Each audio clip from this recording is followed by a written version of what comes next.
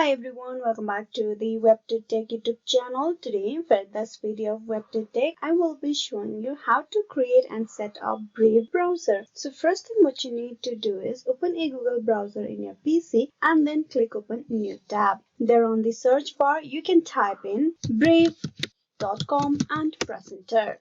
This will direct you to the official web page of Brave where you will be able to download this for your desktop. Now all you need to do is click on download Brave over here. Click that. This will download the file that is required for you to set up the browser. You can see the downloading process over here on the bottom. Once the downloading is completed, you click on open. Brave is not a Microsoft verified app, so you can either download or install the application on your desktop, or you can get the app from the App Store. Now I'm just going to go with this process and click on install anyway. And with that, the installation or the downloading of the Brave browser is completed. So this is how you can easily download or create a Brave browser. Hope this video was useful. Please like and subscribe to the WebToTech YouTube channel. Thank you for watching till the very end.